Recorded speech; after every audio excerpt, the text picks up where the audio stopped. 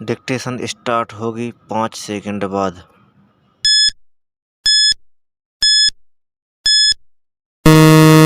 आदरणीय महोदय, हमारे संविधान में समाजवाद, धर्मनिरपेक्षता, धन का समान वितरण एवं सामाजिक न्याय इत्यादि के लक्ष्य निर्धारित किए गए हैं।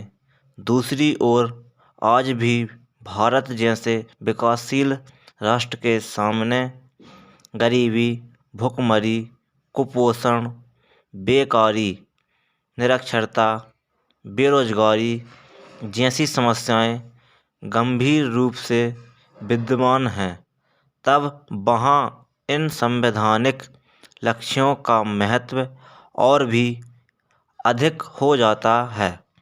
इन चुनौतियों का सामना करने के लिए संवैधानिक लक्ष्यों को प्राप्त करने के लिए आम जनता अपने प्रतिनिधित्व चुनकर संसद भेजती है।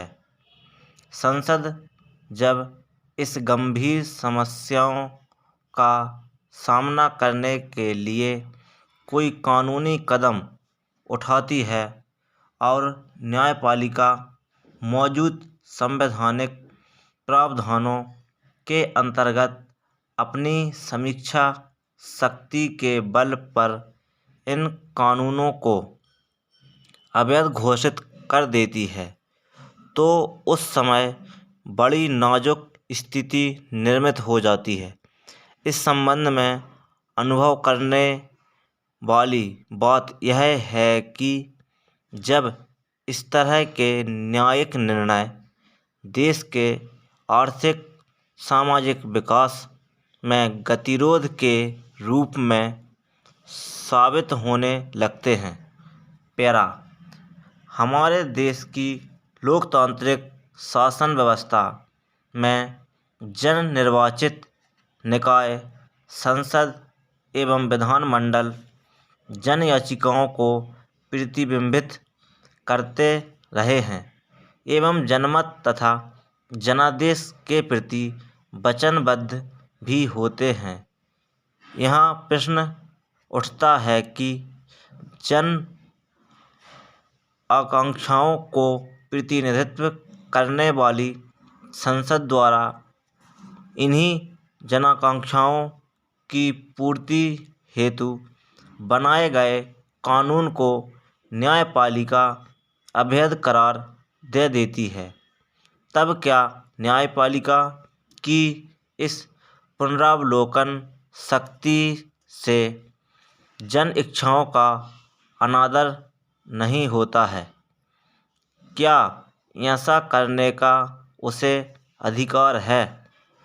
क्या न्यायपालिका की शक्ति जनशक्ति से ऊपर है? हमारी मौजूदा प्रजातांत्रिक व्यवस्था में जनता सर्वोच्च है अथवा न्यायपालिका?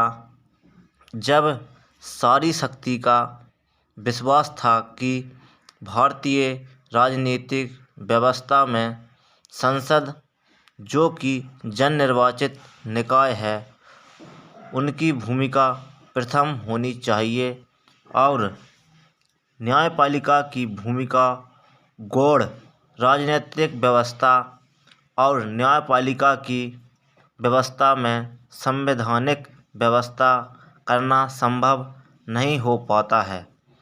इस बात पर हमको विचार करना चाहिए। पैरा, सभापति महोदय, ऐसा प्रतीत होता है कि आज बिजली जीवन उपयोगी अनिवार्य आवश्यकता होती जा रही है।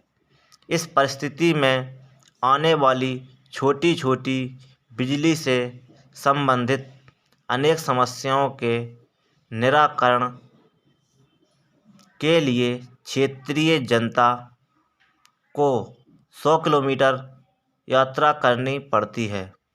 अभी प्रदेश में जिन समितियों को समाप्त किया गया है, उनकी जगह संभाग पर गठन किया गया है। आम जनता द्वारा विद्युत संभाग जिला स्तर पर गठित करने की मांग की जा रही है। मेरे मत के अनुसार यह मांग